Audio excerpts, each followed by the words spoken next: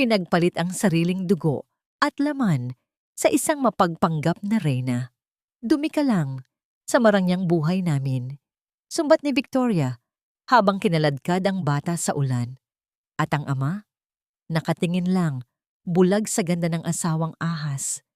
Pero ang bawat patak ng luha ni Lily ay magiging bagyong lulunod sa kanilang lahat.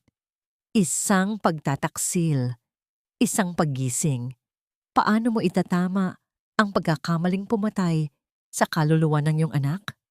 Mare, huwag kang mag-alala. Konting tiis na lang at mapapaalis ko rin ang batang yan sa mansyong ito. Actually, naiirita na ako sa tuwing tinitingnan ko ang mukha niya.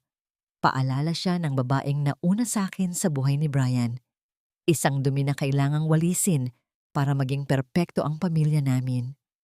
Napatigil ang mundo ko sa likod ng bahagyang nakabukas na pinto ng kwarto ni Mommy Victoria. Hawak ko sa aking maliliit na kamay ang isang card na buong magdamag kong pinagpuyatang gawin. Ginamit ko ang lahat ng paborito niyang kulay at maingat na idinikit ang mga kumikinang na bituin na binili ko gamit ang aking natipid na baon. Gusto ko lang namang pasalamatan siya dahil sa loob ng 2 taon, siya ang tumayo bilang ina ko. Gusto ko lang namang maramdaman na kahit papaano, may puwang pa rin ako sa puso ni Papa Brian. Ngunit ang bawat salitang lumalabas sa bibig niya ay tila mga matatalim na bubog na nanunuot sa aking balat. Ang tinig niyang dati ay malambing sa harap ni Papa. Ngayon ay puno ng puot at pandidiri. Ang bawat hagik-hik niya habang kausap ang kaibigan sa telepono ay parang kulog na nagpapayanig sa aking buong pagkatao. Dahan-dahang nanghina ang aking mga daliri. Ang card na puno ng pag-asa ay dahan-dahang ninitas mula sa aking pagkakahawak at bumagsak sa makapal na karpet ng walang anumang tunog. Sa sandaling iyon, tila ang mismong hangin sa loob ng mansyon ay naging yelo na nagpapatigil sa tibok ng aking puso. Ang aking lalamunan ay nanunuyo at ang bawat hininga ay parang isang kutsilyong humihiwa sa aking dibdib. Biglang bumukas ang pinto. Nanlaki ang mga mata ni Mommy Victoria nang makita niya ako. Walang bakas ng pagsisisi sa kanyang mukha. Sa halip, isang mapait na ngiti ang sumilay sa kanyang mga labi habang nakatingin sa card na nasa sahig. "Oh, Lily, kanina ka pa ba dyan?" Tanong niya sa isang tono na tila ba wala siyang sinabing masama. Bago pa ako makasagot, naramdaman ko ang bigat ng kanyang sapatos sa ibabaw ng aking ginawang card. Narinig ko ang pagkapunit ng papel, ang pagkadurog ng mga bituin na pinaghirapan kong idikit. Ang gintong palamuti na simbolo ng aking pagmamahal ay naging basura sa ilalim ng kanyang galing na takong. "Oops, sorry. Hindi ko sinasadya," sabi niya. Pero hindi siya gumalaw. Nanatili siyang nakatuntong sa card, dinidiin ang bawat hibla nito sa sahig habang nakatitig ng diretso sa aking mga mata. "Anyway, bakit ka ba palaging nakikinig sa usapan ng matatanda? Yan ba ang itinuturo sa paaralan nyo? Ang maging bastos?" Eksaktong sa sandaling iyon, narinig ko ang pamilyar na tunog ng sasakyan ni Papa sa labas. Agad na nagbago ang anyo ni Victoria. Ang matatalas niyang mata ay biglang nagtubig at ang kanyang mukha ay naging larawan ng isang biktima. Hinila niya ako palapit sa kanya, pero sa paraang hindi nakikita ni Papa, baon ng kanyang mga kuko sa aking braso. "Darling, mabuti at dumating ka na," bungad niya kay Papa Brian na kapapasok pa lang ng pintuan. Si Lily kasi, hindi ko alam kung anong nangyayari sa batang ito. Pinagalitan ko lang dahil hindi ginagawa ang assignments. Bigla na lang akong sinigawan at pinunit ang card na ginawa niya para sa atin. Napakahirap niyang amuhin, Brian. Tumingin sa akin si Papa. Ang kanyang mga mata na dati ay puno ng init kapag tinitingnan ako, ngayon ay nababalot na ng pagod at pagkadismaya. "Lily, totoo ba ito? Isang card lang ganyan na ang reaksyon mo. Hindi ba't itinuro ko sa'yo na igalang ang mami mo?" Gusto kong sumigaw. Gusto kong sabihin na kasinungalingan ang lahat, na ang card na yon ay para sa kanya, para sa kanila. Na ang Mommy Victoria na yakap niya ngayon ay ang halimaw na nagnanais na mawala ako. Pero ang tanging lumabas sa aking bibig ay isang impit na hikbi. Ang aking dila ay tila nakagapos ng takot. Tiningnan ko ang aking mga kamay na nanginginig sa gilid ng aking palda. Tiningnan ko ang mga bakas ng dumi sa aking braso kung saan nakabaon ang mga kuko ni Victoria. Ngunit sa mata ni Papa, ako ang batang matigas ang ulo. Ako ang problema. Ako ang dumi sa perpektong buhay na binuo nila. Tinalikuran ako ni Papa habang inaalalayan si Victoria paitaas sa hagdan.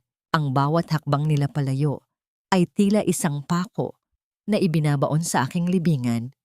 Naiwan akong mag-isa sa malawak at malamig na pasilyo, kasama ang durog na papel at ang mga pangarap na hindi na kailanman mabubuo. Ganito na lang ba? Sa dinami-dami ng bagyo na sinuong ko para sa kanya. Bakit ako pa ang naiwan sa ulan? Hanggang kailan ko kailangang maging anino sa sarili kong tahanan bago mapansin ng aking ama na unti-unti na akong naglalaho? Kumain ka na. Huwag kang mag-inarte na parang prinsesa dahil wala ang papa mo para pagsilbihan ka. Ang boses ni Victoria ay parang lason na humahalo sa malamig na hangin ng kusina. Inilapag niya sa harap ko ang isang pinggan na may tira-tirang kanin at ulam mula kagabi. Ang sebo ng karne ay namumuti na sa ibabaw ng sarsa at ang kanin ay matigas na dahil sa lamig. Habang siya ay prenteng nakaupo sa kabilang dulo ng mesa, humihigop ng mainit at mabangong kape na amoy vanilla. Ako naman ay nakatingin sa pagkaing parang ibinigay lang sa isang ligaw na aso. Mommy Victoria, masama po ang pakiramdam ko. Parang umiikot po ang paningin ko. Mahinang bulong ko. Totoo ang sinasabi ko. Ang bawat kurap ng aking mga mata ay parang may mabigat na dagan at ang aking noo ay tila nagbabaga sa init. Isang mapait na tawa lang ang isinagot niya. Masama ang pakiramdam? O baka naman nag-iinarte ka lang para hindi mo malinis ang garden mamaya? Huwag mo akong lokohin, Lily. Kumain ka. O gusto mong itapon ko na lang yan sa basurahan at magutom ka hanggang bukas?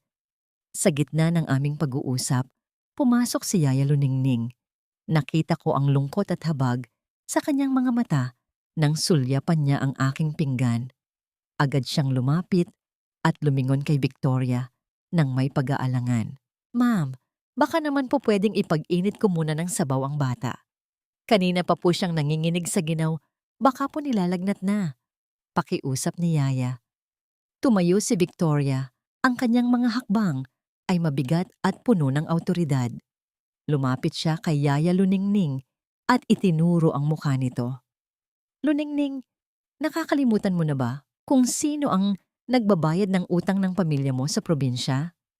Isang salita ko lang kay Brian, bukas din ay nasa kalsada ka na. Gawin mo ang trabaho mo at huwag kang makialam sa paraan ko ng pagpapalaki sa batang ito. Napatungo si Yaya. Nakita ko ang panginginig ng kanyang mga kamay habang humahawak sa kanyang apron. Wala siyang magawa. Walang sino man sa bahay na ito ang may lakas ng loob na banggain ang babaeng itinuturing ni Papa na isang anghel. Biglang tumunog ang telepono ni Victoria. Isang video call mula kay Papa. Sa isang iglap, tila may mahiwagang kamay na nagbura sa galit sa kanyang mukha. Inayos niya ang kanyang buhok at ngumiti ng napakatamis. Darling, we missed you so much! Masayang bati ni Victoria sa screen. Pagkatapos ay itinutok niya ang kamera sa akin. Mabilis niyang hinawakan ang aking balikat. Ang kanyang mga kuko ay bumaon sa aking balat. Isang babala na kailangan kong umarte ng tama. Look at Lily. She's so happy eating her breakfast. Right, baby? Pinilit kong ngumiti kahit parang sasabog ang aking ulo sa sakit. Oo po, Papa. I'm okay po. That's good, my princess. Be a good girl to Mommy Victoria, okay? I'll be home in a few days, sabi ni Papa Brian mula sa screen. Ang kanyang mukha ay puno ng pagtitiwala. Ni hindi niya napansin ang aking maputlang labi o ang panginginig ng aking boses. Pagkatapos ng tawag, agad na binitiwan ni Victoria ang balikat ko at itinulak ako palayo. Ayusin mo ang sarili mo. Pagkatapos mong kumain, linisin mo ang lahat ng gamit sa playroom. Ayaw ko ng kahit isang pirasong alikabok. Utos niya bago tuluyang lumabas ng kusina. Dala ang bango ng kanyang mamahaling pabango na tila sumasakal sa akin. Naiwan akong mag-isa. Dahan-dahan, dinala ko ang aking nanghihinang katawan paitaas sa aking silid. Hindi ko na kaya. Ang bawat hakbang sa hagdan ay parang pag-akyats sa isang matayog na bundok. Nang makarating ako sa aking kama, agad kong hinanap si Brownie, ang lumang gaubong na ibinigay sa akin ni Mama bago siya nawala. Niyakap ko si Brownie ng napakahigpit. Ipinikit ko ang aking mga mata at pilit kong inalala ang amoy ng tunay kong ina. Sa aking imahinasyon, ang bawat himulmol ng gaubong ay nagiging mainit na haplos ng isang totoong magulang. Mama, kunin mo na po ako. Pagod na po akong matakot. Pagod na po akong maging mag-isa. Bulong ko, habang unti-unting nilalamon ng dilim ng lagnat ang aking kamalayan. Sa labas ng pinto, narinig ko ang mahinang paglakad ni Yaya Luningning, ang tunay na tunog ng kanyang pag-iyak na pilit niyang itinago sa ilalim ng kanyang mga hikbi. Ngunit sa puso ko, isang tanong ang paulit-ulit na humahampas. Bakit ang isang matalinong tao na tulad ni Papa ay nagagawang magbulag-bulagan sa hapdi na dinaranas ng sarili niyang dugo? Nakatago ako sa likod ng malaking florera sa hallway. Pilit na pinipigilan ang aking bawat paghinga. Ang init ng aking lagnat ay tila isang mabigat na kumot na bumabalot sa akin, ngunit mas matindi ang kaba sa aking dibdib. Nakita ko si Papa. Kagagaling lang niya sa trabaho at dumiretso siya sa study room. Pero bago siya pumasok, napatigil siya sa tapat ng malaking basurahan sa gilid ng hagdan. May kung anong kislap ng kulay ang kumuha ng kanyang atensyon. Yumuko si Papa at dahan-dahang kinuha ang mga piraso ng papel na kanina lang ay inapakan ni Mommy Victoria. Nararamdaman ko ang panunuyo ng aking lalamunan. Iyon ang card ko. Ang card na punit-punit, marumi, at durog ang mga bituin. Nakita ko ang pagkunot ng noo ni Papa habang pinagmamasdan ang mga piraso. Dahan-dahan niyang binuo ang mga ikito sa kanyang palad. Nakita ko ang sandaling nahanap niya ang bahaging may nakasulat na, "Mahal kita, Papa. Ikaw ang hero ko." Ang mga salitang iyon ay hindi nabura ng dumi at tila sumasampal sa katahimikan ng silid. "Brian, bakit ka narito sa labas?" Ang boses ni Mommy Victoria ay biglang sumulpot, puno ng lambing na tila ba wala siyang ginagawang masama. Agad na itinago ni Papa ang mga piraso ng papel sa kanyang bulsa. Isang kilos na hindi ko inaasahan. Bakit niya itinago? Bakit hindi niya agad tinanong si Victoria? "Wala. May tiningnan lang ako," sagot ni Papa. Ang kanyang boses ay tila may kakaibang bigat. Isang tono na hindi ko narinig sa kanya sa mahabang panahon. "Victoria, sinabi mo sa akin na pinunit ni Lily ang card na ito dahil galit siya sa atin. Pero bakit parang may bakas ng takong ng sapatos dito?" Sandaling naging estatwa si Victoria. Ang kanyang perpektong ngiti ay tila naging isang maskarang gawa sa porselana na malapit ng mabitak, ngunit mabilis siyang nakabawi. Humawak siya sa braso ni Papa at bumulong ng may himig ng pag-aalala. "Darling, yan na nga ang sinasabi ko sa'yo. Masyado nang agresibo si Lily. Siguro ay tinapakan niya rin ito sa sobrang galit pagkatapos niyang punitin. Brian, natatakot na ako para sa kanya. I think it's time to consider that boarding school sa Switzerland. Mas mapapangalagaan ang mental health niya doon. Dito sa bahay, tila mas lalo lang siyang nagiging suwail. Ang salitang boarding school ay parang isang hatol ng kamatayan sa aking pandinig. Gusto nilang ilayo ako. Gusto akong itapon ni Victoria sa lugar na hindi na ako makikita ni Papa para tuluyan na niyang maangkin ang mansyong ito at ang puso ng aking ama. Pag-isipan natin, Victoria. Gusto ko munang makausap si Yaya Luningning. Matipid na sagot ni Papa. Nang umalis sila patungo sa dining room, lumabas si Yaya Luningning mula sa kusina. Dala ang isang tray ng tsa. Agad siyang hinarang ni Papa sa gitna ng hallway. Nakita ko ang panginginig ng mga balikat ni Yaya. Alam kong natatakot siya. Alam kong nasa isip niya ang utang ng pamilya niya na hawak ni Victoria. Luningning, magsabi ka ng totoo. Seryosong sabi ni Papa. Ano ba talaga ang nangyayari dito kapag wala ako? Bakit parang laging takot si Lily? Tumingin si Yaya kay Papa at pagkatapos ay sulyap sa anino ni Victoria na naghihintay sa dulo ng pasilyo. Ang kanyang mga labi ay nangatog. Sir, ang bata po. Si Lily po ay... Ngunit bago pa niya matapos ang sasabihin, narinig namin ang tunog ng pagbagsak ng isang basong kristal mula sa dining room. Isang babala mula kay Victoria. Napaatras si Yaya. Wala po, sir. Masyado lang po talagang sensitibo si Lily itong mga huling araw. Pasensya na po. Mabilis siyang tumakbo palayo. Iniwan si Papa na nakatayo lang doon, tila isang taong naliligaw sa loob ng sarili niyang bahay. Dahil sa sobrang panghihina, hindi ko na napigilang mapaupo sa sahig. Ang aking kamay ay humawak sa gilid ng plorera para hindi ako tuluyang mabuwal. Sa pagkakataong yon, napalingon si Papa sa direksyon ko. Lily, narito ka pala, sabi niya habang mabilis na lumalapit sa akin. Binuhat niya ako at sa unang pagkakataon sa loob ng maraming buwan, naramdaman ko ang init ng kanyang bisig. Ngunit nang hawakan niya ang aking braso para ayusin ang aking pagkakaupo, napansin niya ang isang malaking pasa na kulay ube at asul sa aking manipis na balat. Ang bakas ng mga kuko ni Victoria nang kaladkarin niya ako kahapon. Nanigas si Papa. Ang kanyang mga daliri ay dahan-dahang humawak sa pasa. Tila natatakot na saktan ako ng higit pa. Tumingin siya sa aking mga mata. At doon, nakita ko ang isang bagay na matagal ko nang hindi nakikita sa kanya. Hindi ito galit. Hindi ito pagkadismaya. Ito ay ang unti-unting pagkabitak ng maling paniniwalang binuo ni Victoria sa kanyang isipan.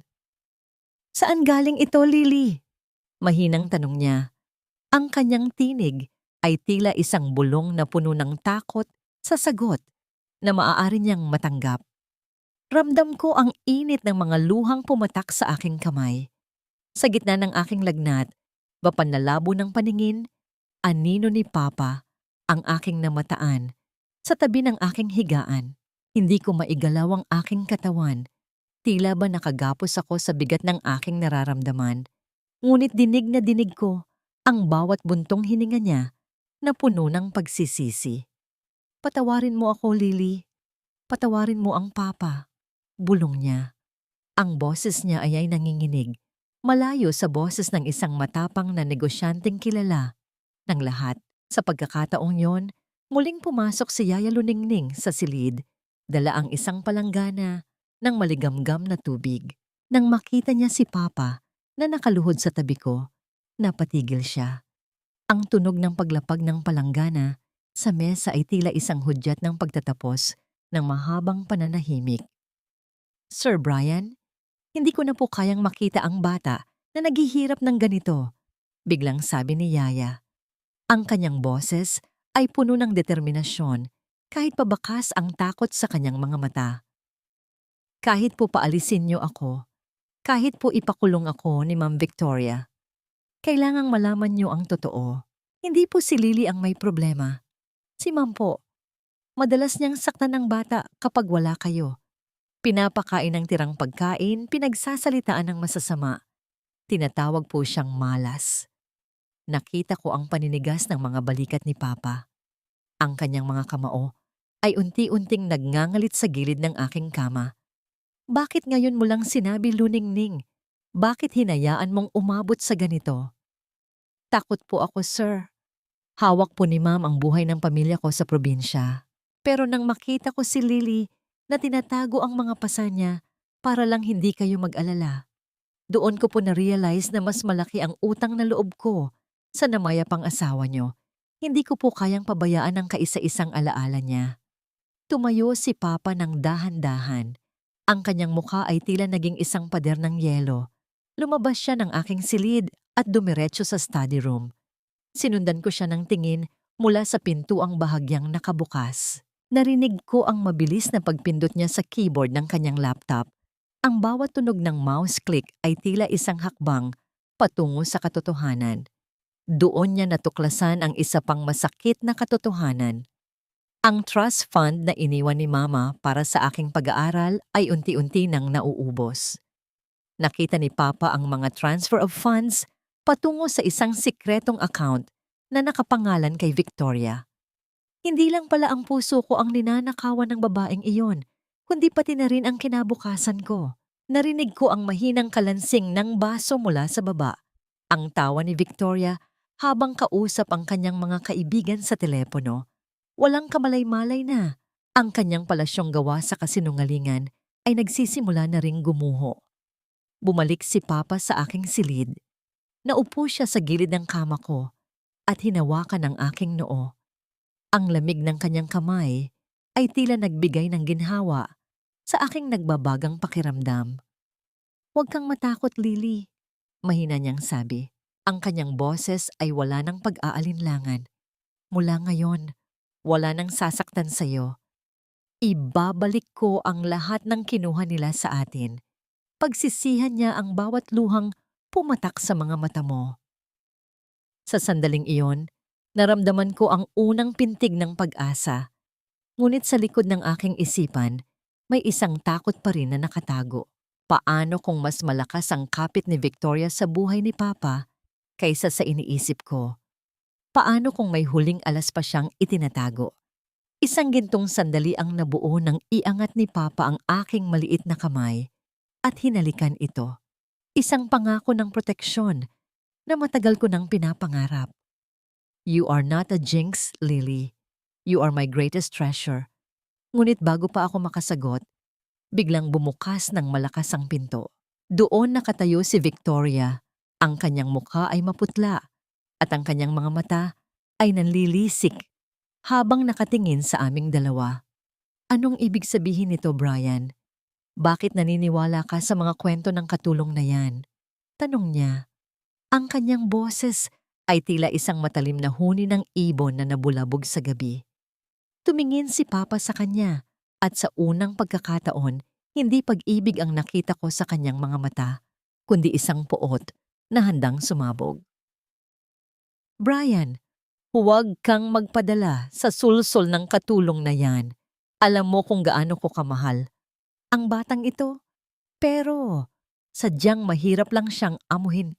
Ang boses ni Victoria ay pumailan lang sa loob ng aking silid, matinis at puno ng desperasyon. Nakatayo siya sa paanan ng aking kama.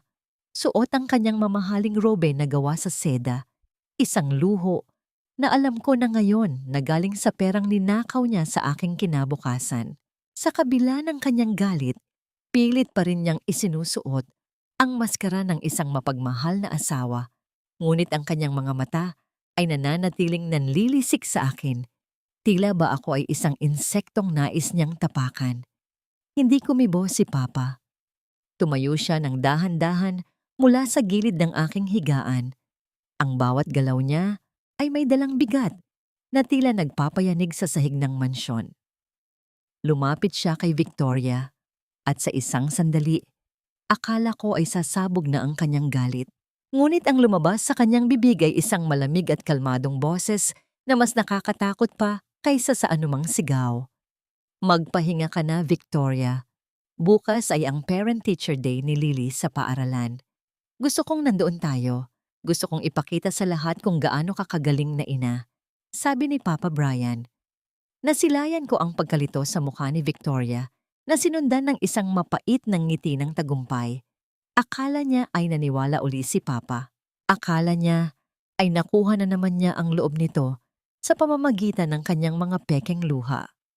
Hindi niya alam na ang bawat salita ni Papa ay isang patibong na dahan-dahang nagsasara sa paligid niya. Kinaumagahan, sa gitna ng matinding init ng araw, sa malawak na quadrangle ng aking paaralan, nagtitipon ang lahat ng mga magulang at mag-aaral. Nakasuot si Victoria ng kanyang pinakamagarang damit, nakangiti. Sa bawat taong nadadaanan, tila ba siya ang reyna ng okasyong yon. Ngunit nang mapunta kami sa isang bakanting pasilyo, malayo sa paningin ng mga tao, doon lumabas ang kanyang tunay na anyo. Ang bagal-bagal mong maglakad. At bakit ganyan ang ayos mo? Mukha kang basahan sa tabi ko. Singhal niya sa akin habang hinahila ang aking buhok para ayusin ang aking pagkakatayo. Huwag na huwag kang gagawa ng ingay sa harap ng mga kaibigan ko. Kung hindi, sisiguraduhin kong hindi mo na makikita ang papa mo pag uwi natin. Sa hindi inaasahang pagkakataon, natabig ko ang kanyang daladalang mamahaling bag dahilan upang malaglag ang kanyang mga gamit sa semet. Ang tunog ng pagbagsak ng kanyang mga kolorete ay tila isang hudyat ng muling pagsiklab ng kanyang puot. Bata ka. Napakawalang kwenta mo talaga. Sigaw ni Victoria at sa harap ng ilang mga guro at magulang na nagsisimula ng lumingon, itinaas niya ang kanyang kamay at mabilis na dumapo ang isang malakas na sampal sa aking pisngi. Naramdaman ko ang pag-init ng aking balat, ang lasa ng dugo sa loob ng aking bibig, at ang mabilis na pagdaloy ng luha sa aking mga mata. Ang katahimikan sa paligid ay naging bingi. Tila ba tumigil ang lahat ng ingay ng paaralan para saksihan ang aking kahihiyan. Tatawagin na sana niya akong vetdo nang biglang may isang malakas na kamay na pumigil sa kanyang braso. Iyon na ba ang huling sampal na gagawin mo sa anak ko? Boses iyon ni Papa. Hindi siya umalis. Kanina pa siya nakatayo sa likod ng isang poste. Pinagmamasdan ang bawat pangungutya at bawat pananakit na ginawa ni Victoria. Lumabas siya mula sa anino. Ang kanyang mukha ay larawan ng isang taong hindi na kayang magtimpi. B. Brian, hindi mo naintindihan. Sinadya niya iyon. Pautal-utal na sabi ni Victoria. Ang kanyang mukha ay agad na namutla. Tila ba nawala ng dugo ang kanyang buong katawan. Hindi siya pinatapos ni Papa. Hinarap ni Papa ang lahat ng mga magulang at guro na nakapaligid sa amin. Makinig kayong lahat.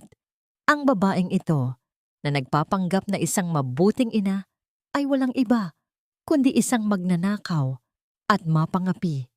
Ninakaw niya ang pera ng aking anak at higit sa lahat, ninakaw niya ang katahimikan ng aming tahanan.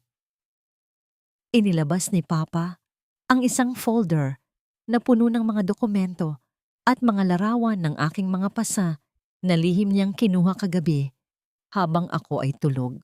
Ipinakita niya ito sa lahat, ang mga ebidensya ng pagtataksil ni Victoria na hindi na nito maikakaila. Ang mga bulong-bulungan ng mga tao ay tila naging isang malakas na hangin na humahampas sa mukha ni Victoria. Wala siyang matakbuhan. Wala siyang mahanap na kakampi.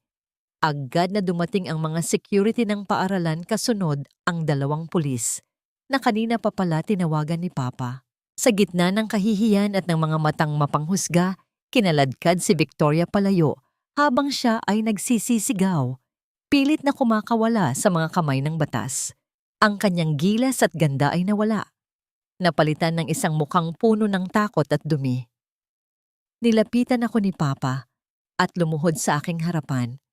Dahan-dahan niyang hinawakan ang aking namamagang pisngi at idinikit ang kanyang noo sa akin. Wala na siya, Lily. Tapos na ang bangungot natin. Patawarin mo ang Papa kung naging bulag ako. Tiningnan ko si Papa sa kanyang mga mata. Naramdaman ko ang kanyang panginginig, ang kanyang tunay na pagsisisi. Pero sa kabila ng lahat ng saya, nawala na ang halimaw. May isang hapdi pa rin sa aking puso na hindi kayang burahin ng isang yakap. Tumingin ako sa kanya ng may halong lungkot at tinanong siya sa isang boses na halos hindi marinig. Bakit ngayon lang, Papa? Sa dinami-dami ng gabing umiiyak ako sa ilalim ng kama. Bakit ngayon ka lang dumating? Nabalot ng katahimikan ng paligid. Ang tanong ko ay tila isang palasong tumama ng diretso sa puso ni Papa. Iniwan siyang walang masabi habang ang hangin ng hapon ay dahan-dahang humihihip sa aming pagitan. Bakit ngayon lang, Papa? Ang tanong na yon ay tila isang malaking pader na humarang sa pagitan namin ni Papa habang lulan kami ng sasakyan paalis ng paaralan. Hindi ko siya tinitingnan. Nakapako ang aking paningin sa labas ng bintana. Pinagmamasdan ang mga puno na mabilis na naglalaho sa aking paningin. Tila ba ang bawat dahon ay mga alaala ng sakit na gusto ko nang iwan. Hindi sumagot si Papa. Naramdaman ko ang paghigpit ng kanyang hawak sa manibela. Ang bawat ugat sa kanyang kamay ay bumabakat dahil sa tensyon. Hindi kami bumalik sa mansyon. Alam ni Papa na ang bawat sulok ng bahay na yon ay may bakas ng puot ni Victoria. Sa halip, dinala niya ako sa isang maliit na bahay bakasyunan sa gilid ng dagat, malayo sa ingay ng syudad at malayo sa mga matang mapanghusga. Ang tanging maririnig dito ay ang paulit-ulit na paghampas ng mga alon sa pampang at ang malungkot na awit ng hangin sa mga puno ng niyog. Pagpasok namin sa bahay, agad akong dumiretso sa isang sulok ng sofa at niyakap ang aking mga tuhod. Naging parang isang pagong ako na pilit itinatago ang sarili sa loob ng shell. Natatakot ako na kapag nagsalita ako, baka maglaho ang lahat ng ito at muling bumalik ang halimaw. Lily, nagugutom ka ba? Ipagluluto kita. Pasag ni Papa sa katahimikan. Ang kanyang boses ay hindi na ang boses ng isang makapangyarihang milyonaryo, kundi isang boses ng isang taong nagsusumamo. Hindi ako sumagot. Pinanood ko lang siya mula sa malayo habang naglalakad siya patungo sa maliit na kusina. Sanay si Papa na may mga tagapagsilbi na gumagawa ng lahat para sa kanya. Nakita ko ang kanyang pagkalito sa harap ng kalan, ang paghahanap niya sa mga kagamitan na hindi niya alam kung saan nakatago. Narinig ko ang mahinang pagtama ng mga kawali, ang tunog ng pagpihit ng bukasan ng gas, at ang amoy ng usok na nagsisimulang kumalat sa hangin. Makalipas ang ilang minuto, lumapit siya sa akin dala ang isang pinggan. May lamang itlog na prito, sunog ang gilid, hilaw ang gitna, at punit-punit ang anyo. Mukha itong isang sakuna sa ibabaw ng pinggan. Pasensya na, Lily. Hindi yata ako kasing galing ni Yaya Luningning sa pagluluto. Sabi niya habang nahihiyang inilalapag ang pagkain sa maliit na mesa sa harap ko. Pero sinubukan ko. Gusto ko sanang bumawi sa'yo kahit sa maliit na paraan lang. Tiningnan ko ang sunog na itlog. Tiningnan ko ang mga kamay ni Papa na may maliit na paso mula sa tumalsik na mantika. Sa isang iglap, bumalik sa isip ko ang lahat ng mga pagkaing tira-tira na ipinakain sa akin ni Victoria habang si Papa ay nasa malalaking dinner meeting. Naramdaman ko ang pagbara ng kung ano sa aking lalamunan. Dahan-dahan, kumuha ako ng maliit na piraso ng itlog at isinubo ito. Maalat. Mapait dahil sa sunog. Pero sa gitna ng lasang yon, naramdaman ko ang isang bagay na matagal nang nawala sa aming dalawa. Ang pagsisikap. Biglang pumatak ang aking luha sa ibabaw ng kanin. Sinundan ito ng isa pa, hanggang sa hindi ko na mapigilan ang paghagulgol. Hindi ito dahil sa sakit ng sampal ni Victoria, kundi dahil sa hapdi ng katotohanang kailangan pa naming dumaan sa ganitong karahas bago niya ako muling makita. Papa, ang sakit-sakit po dito, sabi ko habang itinuturo ang aking dibdib. Akala ko po ayaw niyo na sa akin. Akala ko po mas mahal niyo siya kaysa sa akin. Agad na lumapit sa akin si Papa at niyakap ako ng napakahigpit. Ibinaba niya ang kanyang mukha sa aking balikat at naramdaman ko ang pagkabasa ng aking damit. Umiiyak din si Papa. Ang kanyang mga hikbi ay parang isang bagyong matagal ng kinimkim at ngayon lang nakawala. Hinding-hindi yan totoo, Lily. Patawarin mo ako dahil naging duwag ako sa pagharap sa lungkot nung mawala ang mama mo. Akala ko, kapag may bagong mami ka, magiging buo ulit tayo. Pero sa paghahanap ko ng kapalit, nakalimutan kong ikaw pala ang kaisa-isang buhay na bahagi ng mama mo na kailangan kong alaga. Nanatili kaming ganoon sa gitna ng sala habang unti-unting lumulubog ang araw sa abot-tanaw. Ang kulay kahel na langit ay tila nagbibigay ng pansamantalang kapayapaan sa aming mga sugatang puso. Ang sunog na itlog sa mesa ay nanatiling hindi ubos. Pero sa unang pagkakataon, hindi na ako nagugutom para sa atensyon. Dito muna tayo, Lily. Walang Victoria, walang trabaho, walang ibang tao. Tayong dalawa lang. Bulong ni Papa habang hinahaplos ang aking buhok. Ngunit sa likod ng katahimikang ito, alam kong hindi pa tapos ang lahat. Alam kong may mga anino pa ring nagbabanta sa dilim at ang sugat sa aking puso ay hindi basta-basta maghihilom ng isang yakap lang. May isang malaking lihim pa si Papa na hindi niya nasasabi sa akin. Isang lihim tungkol sa gabing nawala ang aking tunay na ina. Nagising ako sa amoy ng dagat at sa mahinang pag-ihip ng kurtina sa aking bintana. Sa unang pagkakataon sa loob ng mahabang panahon, hindi ako nagising sa takot na baka may sumisigaw sa labas ng aking pinto.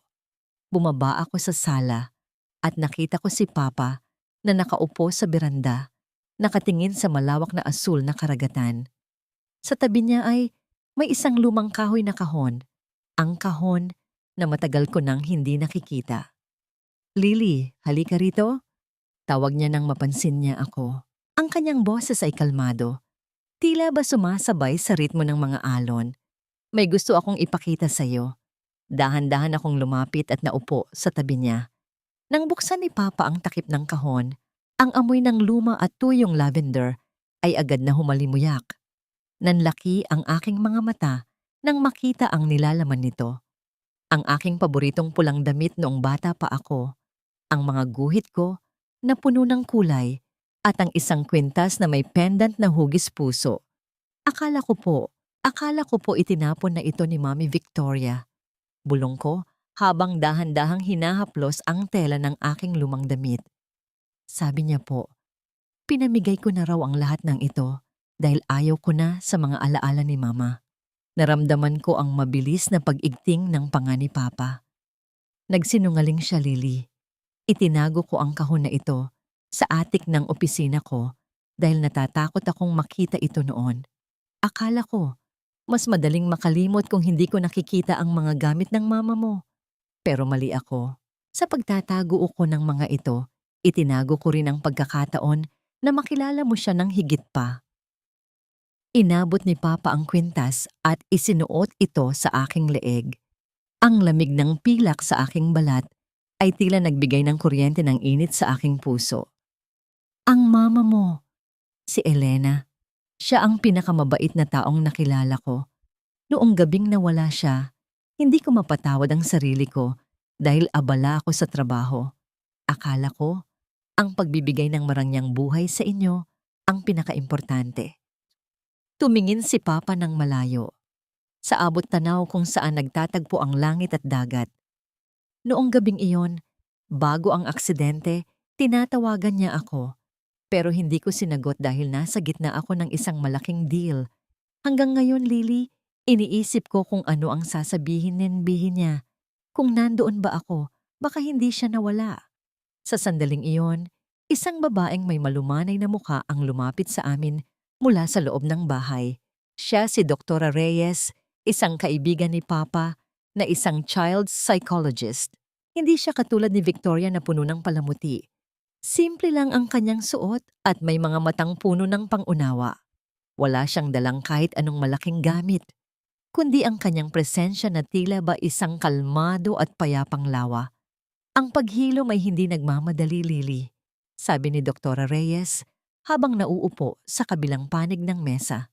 Minsan, ang mga anino ng kahapon ay kailangang harapin para hindi na sila maging nakakatakot sa hinaharap. Tumango si Papa at hinawakan ang aking kamay. Gusto kong maging maayos ka, Lily. Kaya dinala ko rito si Doktora Reyes para tulungan tayong dalawa. Hindi lang ikaw ang kailangang gamutin ng puso, kundi pati na rin ako. Naging tahimik ang aming umaga habang nagkukwento si Papa ng mga masasayang alaala ni Mama Elena. Kung paano siya tumawa, kung paano niya ako kinakantahan ng mga oyayis sa gabi at kung gaano niya kamahal ang mga bulaklak sa hardin. Ang bawat kwento ay tila isang gamot na itinitapal sa mga sugat ng aking kaluluwa. Ngunit sa kalagitnaan ng aming pag-uusap, may isang bagay na nabanggit si Papa na nagpatigil sa tibok ng aking puso. Alam mo, Lily, noong gabing maaksidente ang mama mo, si Victoria ang unang tumawag sa akin para ibalita ang nangyari. Sabi niya, nakita niya ang kotse sa gilid ng daan habang pauwi siya galing sa probinsya. Doon kami unang nagkakilala. Napatigil si Doktora Reyes sa pag-inom ng tsa. Tumingin ako kay Papa at pagkatapos ay sa aking mga kamay, isang kakaibang pakiramdam ang gumapang sa aking likuran. Paanong ang isang taong hindi naman namin kilala noon ay nandoon sa mismong lugar ng aksidente? Isang malaking katanungan ang nabuo sa aking isipan. Isang katanungan na tila ba isang madilim na anino na muling sumisilip sa aming bagong silang na kapayapaan. Papa, bulong ko. Nandoon na ba siya bago pa man dumating ang mga pulis? Nangunot ang noo ni Papa. Tila ba ngayon lang din niya napagtanto ang bigat ng detalyeng iyon? Ang katahimikan sa biranda ay muling naging mabigat at ang tanging maririnig ay ang malakas na paghampas ng mga alon sa pampang. Tila ba may ibinubulong na panganib na matagal nang nakabaon sa ilalim ng buhangin. Akala ko ay tapos na ang lahat ng mailayo ako ni Papa sa malaking mansyong yun. Akala ko ang katahimikan ng dagat ay sapat na para burahin ang boses ni Victoria sa aking isipan. Ngunit isang hapon, habang naglalakad ako sa dalampasigan para mamulot ng mga kabibe, naramdaman ko ang isang pamilyar at masangsang na amoy ng mamahaling pabango. Isang amoy na tila ba sumasakal sa sariwang hangin ng dagat. Napatigil ako. Sa dulo ng kalsadang patungo sa aming bahay bakasyunan, nakita ko ang isang itim na sasakyan. Bumukas ang pinto nito ng walang ingat at lumabas ang isang babaeng tila ba galing sa isang madilim na panaginip. Si Victoria. Hindi na siya ang reynang nakita ko sa paaralan. Magulo ang kanyang buhok, suot ang isang gusot na blusa, at ang kanyang mga mata ay tila ba nagnininga sa galit at desperasyon. Nakalabas siya sa kulungan dahil sa piyansa at tila ba wala siyang balak na sumuko ng ganoon na lamang. Lily, nasaan ang papa mo? Sigaw niya mula sa malayo. Ang kanyang boses ay nanginginig sa puot habang mabilis siyang naglalakad sa buhanginan. Ang kanyang mga takong ay lumulubog sa bawat hakbang. Agad na lumabas si Papa mula sa bahay. Mabilis niyang hinarangan si Victoria bago pa man ito makalapit sa akin. Inilagay niya ako sa kanyang likuran. Isang kilos ng proteksyon na tila ba isang matibay na kuta na hindi matitibag ng anumang bagyo. Huwag mong susubukang lumapit sa anak ko, Victoria. Tapos na ang oras mo. Malamig na sabi ni Papa Brian. Tumawa si Victoria, isang tawa na puno ng pait at kawalan ng pag-asa. Tapos na. Brian, akala mo ba ay ganoon lang kadali iyon? Kapag bumagsak ako, isasama kita. Sasabihin ko sa lahat ang totoo tungkol sa pagkamatay ni Elena. Sasabihin ko sa media na ikaw ang dahilan kung bakit siya nagmamadaling umalis ng gabing iyon. Sasabihin ko na nag-away kayo at ikaw ang pumatay sa kanya sa pamamagitan ng iyong kapabayaan. Naramdaman ko ang panginginig ng kamay ni Papa na nakahawak sa aking balikat. Ang bawat salita ni Victoria ay tila mga palasong may lason na tumatama sa mga sugat na sinusubukan pa lang naming gamutin. Wala kang ebidensya, Victoria. Puro kasinungalingan lang ang alam mo. Sagot ni Papa, ngunit bakas ang pag-aalala sa kanyang tinig. Meron ako, Brian. May mga sulat ako na hindi nahanap ng mga pulis Sisirain kita.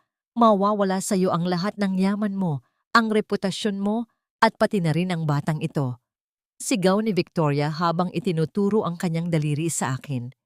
Ngunit sa halip na matakot, nakita ko ang pagbabago sa mukha ni Papa. Ang kanyang mga mata ay hindi na nagpapakita ng takot, kundi ng isang matinding determination. Gawin mo ang gusto mo, Victoria. Dahil habang abala ka sa paggawa ng mga kwento, abala naman ang mga abogado ko sa paghalukay sa nakaraan mo. Alam ko na ang tungkol sa mga utang mo sa sugal bago pa tayo ikasal. Alam ko na ang tungkol sa mga taong binayaran mo para manahimik tungkol sa gabing iyon. Isang sasakyan pa ang dumating. Lumabas ang dalawang lalaking naka-Amerikana, ang mga abogado ni Papa, kasama ang isang matandang lalaki na nakasuot ng kupas na jacket. Nanlaki ang mga mata ni Victoria nang makita ang matanda. Siya si Mang Cardo, ang dating mekaniko na nag-asikaso sa sasakyan ni Mama Elena bago ang aksidente. Mang Cardo? Pautal-utal na, sabi ni Victoria. Ang kanyang mukha ay biglang nawalan ng kulay. Tila ba nakakita siya ng isang multo mula sa nakaraan. Opo, Ma'am Victoria, sabi ni Mang Cardo sa isang boses na puno ng pagsisisi. Hindi ko na po kayang dalhin ang sikretong ito sa hukay. Sir Brian, patawarin niyo po ako. Binayaran po ako ng babaeng ito para sabihin na maayos ang preno ng sasakyan ni Ma'am Elena. Kahit na alam ko na may ginawa siyang pakikialam dito bago pa man umalis ang asawa niyo. Tila tumigil ang pag-ikot ng mundo sa sandaling iyon. Ang bawat hininga ko ay naging mabigat. Ang katotohanan ay tila isang malakas na sampal na gumising sa aming lahat. Hindi lang pala nandoon si Victoria sa gabi ng aksidente, kundi siya ang naging mitya ng trahedyang iyon para mapalapit kay Papa at makuha ang kanyang kayamanan. Hayop ka! Sigaw ni Papa. Ang kanyang boses ay tila isang dumadagundong na kulog. Akma siyang susugod, ngunit pinigilan siya ng kanyang mga abogado. Pinatay mo ang asawa ko. Ginamit mo ang pamilya ko para sa sarili mong ganid. Napaatras si Victoria. Ang kanyang mga mata ay puno ng takot habang nakatingin sa mga pulis na muling dumating sa aming harapan. Wala na siyang matatakbuhan. Ang kanyang huling alas ay naging mitya ng kanyang sariling pagkawasak. Kinaladkad siya palayo sa dalampasigan. Ang kanyang mga sigaw ay dahan-dahang nilamon ng malakas na hampas ng mga alon. Naiwan kaming mag-asawa sa pampang. Niyakap ako ni Papa nang napakahigpit. Tila ba natatakot na muli akong mawala sa kanya. Patawarin mo ako, Lily. Patawarin mo ang Papa sa lahat ng pagkabulag ko. Humarap ako kay Papa at hinawakan ang kanyang mukha. Tapos na po, Papa. Malaya na po tayo.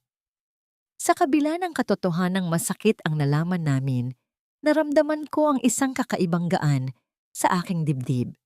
Ang anino ni Victoria ay tuluyan ng naglaho at sa unang pagkakataon, ang hangin ng dagat ay tila nagdadala ng tunay na pag-asa para sa aming bukas.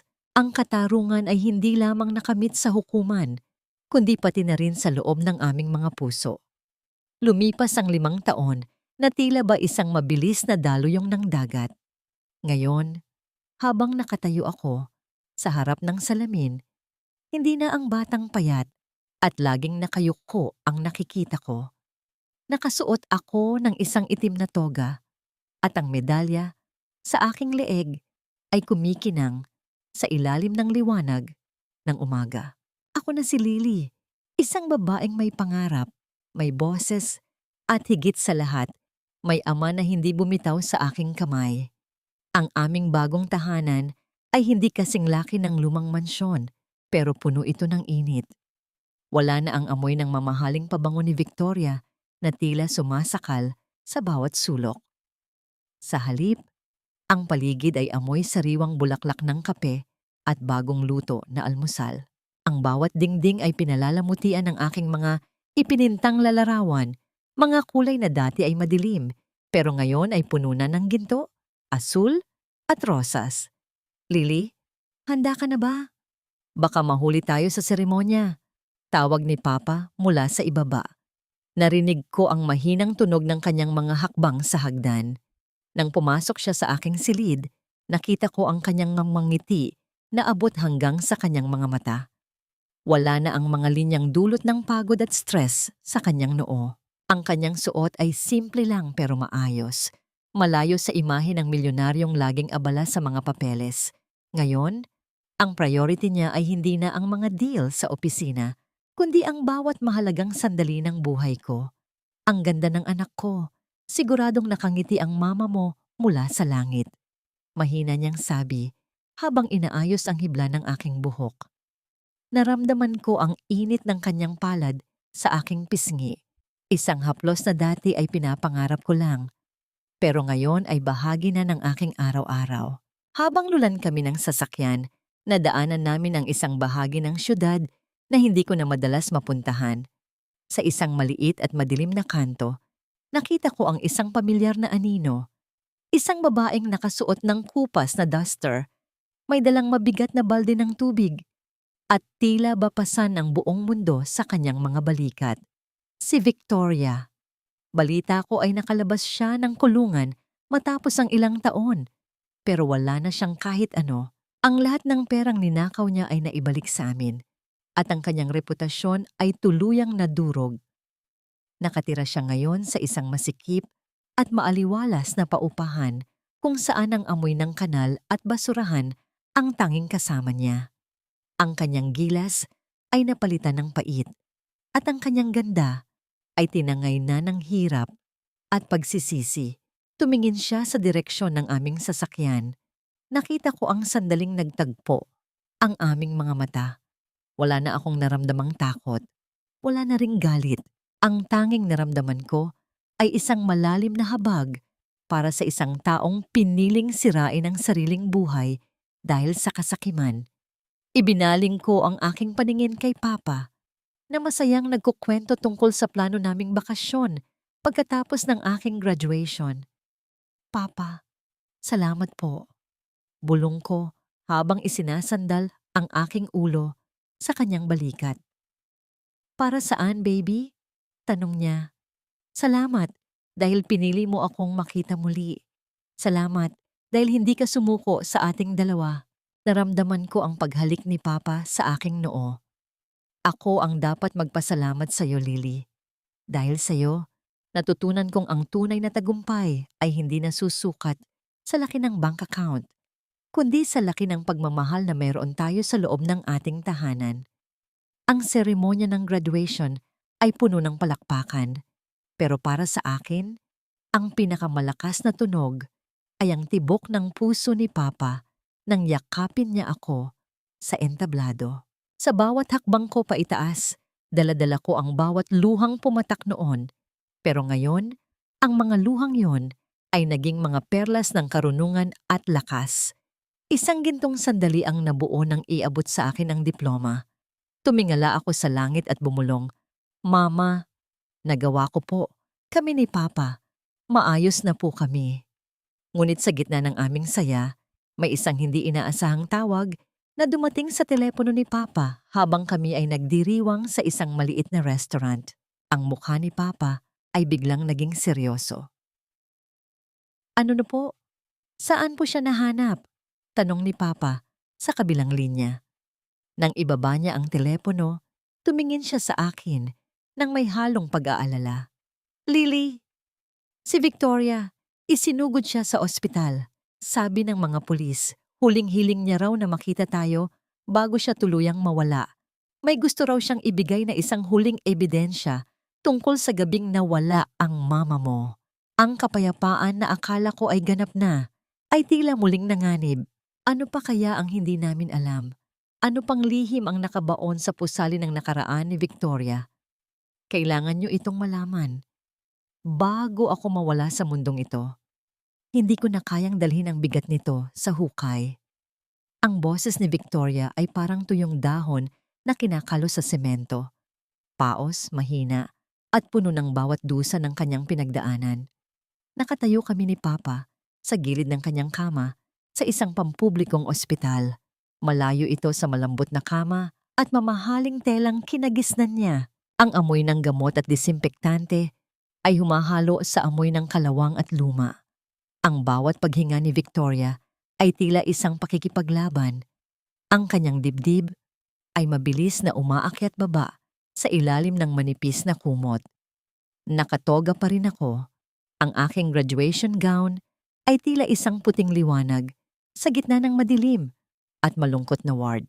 Isang malaking kabalintunaan na sa araw ng aking tagumpay, haharapin ko ang babaeng sumira sa aking kamusmusan. Ano pa ang gusto mong sabihin, Victoria? Hindi ba sapat na ang lahat ng nalaman namin?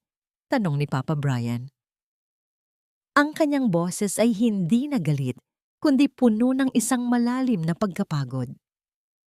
Dahan-dahang itinaas ni Victoria ang kanyang nangangatog na kamay. May hawak siyang isang maliit at lumang recorder, isang gadget na sikat noong dekada na maaksidente si Mama Elena. Ang recorder ay balot ng plastik. Tila ba matagal itong itinago sa ilalim ng lupa o sa isang madilim na sulok. Noong gabing iyon, bago tumama ang sasakyan ni Elena sa puno. Sinundan ko siya. Gusto ko siyang takutin. Gusto ko siyang paalisin sa buhay mo, Brian. Pero bago mangyari ang lahat, narinig ko siyang nagsasalita sa recorder na ito. Akala ko ay ebidensya laban sa akin, kaya itinago ko. Pero hindi pala. Pinitik ni Victoria ang baton. Sa gitna ng katahimikan ng ward, narinig namin ang isang tunog ng hangin. At pagkatapos ay ang isang boses na nagpapatigil sa tibok ng aking puso. Lily, baby ko. Kung naririnig mo ito, tandaan mong mahal na mahal ka ni Mama. Nagmamadali akong umuwi ngayon dahil may dala akong sorpresa para sa birthday mo. Huwag kang mag-alala kung madilim ang langit. Ang pag-ibig ni Mama ang magiging bituin mo. Iyon ang boses ni Mama Elena. Malumanay, puno ng pag-asa at walang bakas ng lungkot na ipinilit sa amin ni Victoria noon. Ang bawat salita niya ay parang isang haplos mula sa kabilang buhay. Naramdaman ko ang pagdaloy ng mainit na luha sa aking mga pisngi. Ang kasinungalingan na iniwan kami ni Mama dahil hindi siya masaya ay tuluyan ng nadurog. Iito ang huling alaala niya. Hikbi ni Victoria habang unti-unting pumupungay ang kanyang mga mata. Patawarin niyo ako sa lahat ng ninakaw ko, sa lahat ng oras na sana ay masaya kayo. Tumingin ako kay Papa. Nakita ko ang kanyang mga balikat na nanginginig, ang kanyang mga mata na nakapikit habang dinaramdam ang boses ng kanyang yumaong asawa. Isang gintong sandali ang nabuo nang hawakan ko ang kamay ni Papa at sabay naming pinakinggan ang huling awit ni Mama sa recorder. Doon ko napagtanto na ang tunay na tagumpay ay hindi ang makitang nagdurusa ang kaaway, kundi ang mahanap ang katotohanang magpapalaya sa ating kaluluwa. Pinapatawad na kita, Victoria. Mahina akong bulong, hindi dahil karapat-dapat siya, kundi dahil ayaw ko nang magdala ng kahit anong bigat ng puot sa aking bagong buhay. Narinig namin ang mahaba at tuloy-tuloy na tunog ng monitor sa tabi ng kama. Isang mahabang huni na nagpapahiwatig na ang huling hininga ni Victoria ay pinalaya na rin ng hangin. Wala nang galit, wala nang takot. Ang katahimikan ay muling bumalot sa amin. Pero sa pagkakataong ito, hindi na ito nakakasakal. Nang lumabas kami ni Papa ng ospital, ang sikat ng araw ay tila mas maliwanag kaysa kanina. Humarap sa akin si Papa at hinawakan ang aking mukha. Ang kanyang mga mata ay puno ng kapayapaan na matagal naming hinanap. Lily, narinig mo ba ang sabi ng Mama mo? Siya ang bituin natin. At ngayon, malaya na tayong maglakad sa ilalim ng liwanag niya. Niyakap ko si Papa nang napakahigpit sa gitna ng parking lot. Ang aking graduation gown ay humahampas sa hangin, tila ba isang bandila ng tagumpay. Sa bawat tibok ng aking puso, nararamdaman ko ang pag-ibig ni Mama, ang pagsisisi ni Papa, at ang aking sariling lakas na nabuo mula sa mga sugat ng nakaraan. Ngunit habang naglalakad kami patungo sa aming sasakyan, napansin ni Papa ang isang itim na sobre na naiwan sa loob ng folder ng recorder na ibinigay ni Victoria. May nakasulat na pangalan ko sa labas, sa isang sulat kamay na hindi kay Victoria, kundi isang pamilyar na sulat. Dahan-dahan kong binuksan ang sobre. Ang nilalaman nito ay nagpabago sa aming nararamdaman sa isang iglap. Papa, hindi lang pala ito recorder. May isa pang tao na kasangkot. At buhay pa siya. Akala ko ay natapos na ang ulan, ngunit may isa pa palang ulap na nagtatago ng pinakamadilim na sikreto. Nanginig ang aking mga daliri habang binubuksan ang itim na sobre sa loob ng sasakyan. Sa ilalim ng liwanag ng streetlights, unti-unting lumitaw ang isang sulat na may pamilyar na sulat kamay. Hindi ito kay Victoria. Ito ay kay Attorney Mendoza, ang tinitingalang abogado at pinakamatalik na kaibigan ni Papa sa loob ng 2 dekada. Sa loob ng sobre ay may mga kopya ng bank transfers at isang kasunduan na nilagdaan. 10 taon na ang nakalilipas. Papa, tingnan niyo po ito. Bulong ko. Ang boses ko ay halos maglaho sa hangin dahil sa tindi ng kaba. Kinuha ni Papa ang papel. Nakita ko ang unti-unting pagkawala ng kulay sa kanyang mukha, ang mabilis na pagpintig ng ugat sa kanyang pilipis. Ang taong pinagkatiwalaan niya ng aming kabuhayan, ang taong humahawak ng lahat ng legal na dokumento ni Mama Elena, ay siya palang utak sa likod ng lahat. Si Attorney Mendoza ang nagmamanipula sa mga dokumento para hindi mapansin ni Papa ang mga nakaw na yaman ni Victoria. Sila ay magkasabwat mula pa noong una. Hindi ko akalain, Mendoza, ang tanging nasabi ni Papa Brian. Ang kanyang boses ay puno ng pait, isang tonong mas masakit pa kaysa sa galit. Ang taong pinatuloy ko sa aming hapagkainan, ang taong itinuring kong kapatid, siya ang nagbukas ng pinto para sa ahas na si Victoria. Hindi kami nag-aksaya ng oras. Imbes na umuwi para magdiwang ng aking graduation, dumiretso kami sa opisina ni Attorney Mendoza. Ang gabi ay tahimik. Ang tanging maririnig ay ang ugong ng sasakyan at ang mabigat na paghinga naming dalawa. Pagdating namin doon, nakita namin siyang prenteng nakaupo sa kanyang malaking silya, humihigop ng mamahaling wine, tila ba nagdiriwang na rin ng kanyang tagumpay. Brian, Lily, akala ko ay nagdiriwang kayo ng graduation? Masayang bati ni Attorney Mendoza, ang kanyang maskara ng kabaitan ay nananatiling perpekto. Anong maipaglilingkod ko sa inyo sa ganitong oras? Dahan-dahang inilapag ni Papa ang itim na sobre sa ibabaw ng kanyang lamesa. Ang tunog ng paglapag ng papel ay tila isang hatol na bumasag sa katahimikan ng silid. Napatigil ang pag-ikot ng baso ni Mendoza. Ang kanyang mga mata ay lumaki sa takot nang makita ang ebidensyang galing mismo sa huling hininga ni Victoria. Tapos na ang pagpapanggap, Mendoza, malamig na sabi ni Papa. Alam ko na ang lahat. Ang pagmamanipula sa diwa ni Elena, ang pagtulong mo kay Victoria na ubusin ang trust fund ni Lily, at ang pananahimik mo tungkol sa aksidente. Lahat iyon ay may kabayaran. Tumayo si Mendoza, pilit na naghahanap ng palusot. Brian, makinig ka. Ginawa ko lang yon dahil tinakot ako ni Victoria. Wala akong choice. Lumapit ako sa kanya. Hindi na ako ang batang nanginginig sa takot. Tumayo ako ng tuwid. Ang aking graduation medal ay kumikinang sa aking dibdib. Isang simbolo ng aking pagbangon. May choice ka, Attorney Mendoza. Pinili mong talikuran ng hustisya para sa pera. Pinili mong saktan ng isang pamilyang itinuring kang kaibigan. Ngunit ngayon, ang batas na ginamit mo para itago ang katotohanan ang siya ring kukuha ng lahat sa iyo. Sa labas ng kanyang opisina, narinig namin ang tunog ng mga sirena. Hindi kami pumunta rito para makipag-away ng pisikal.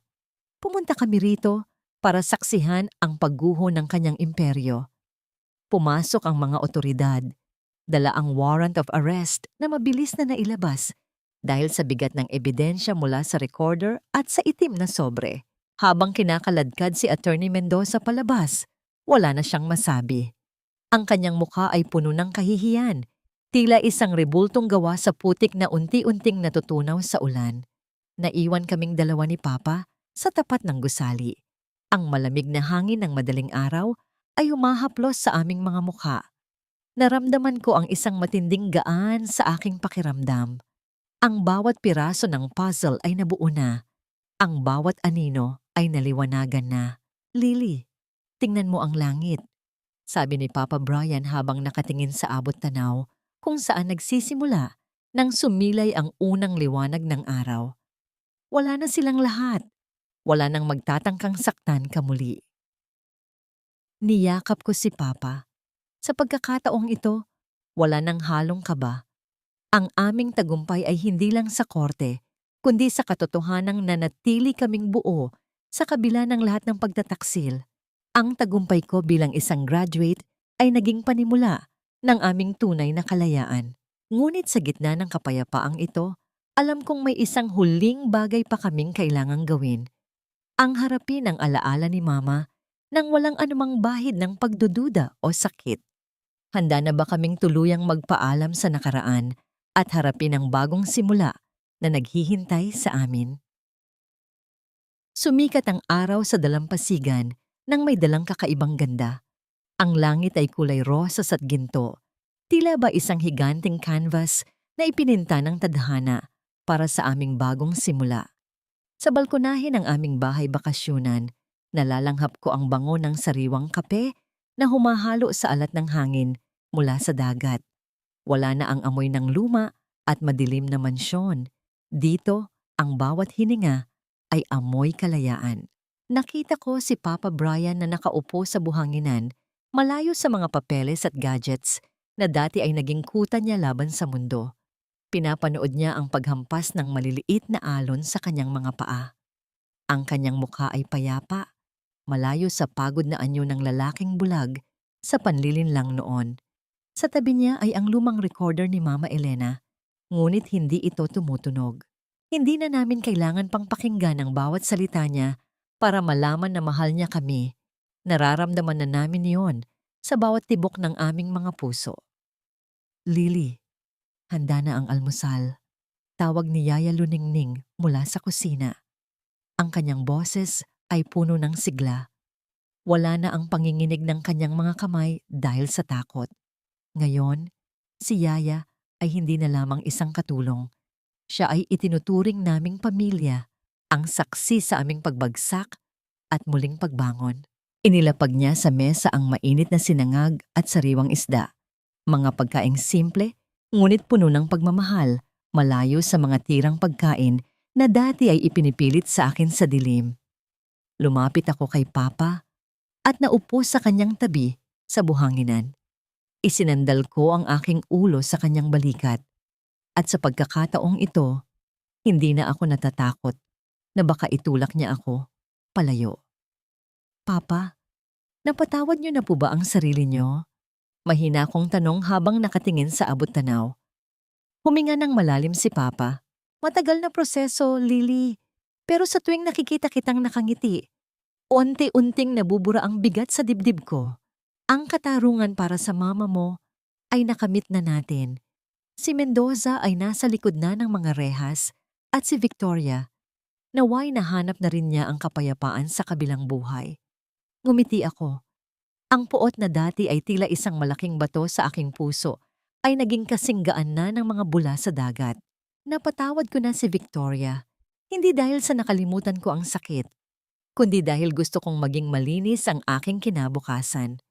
Ang bawat pasa at luhang dumaan ay naging bahagi ng aking lakas.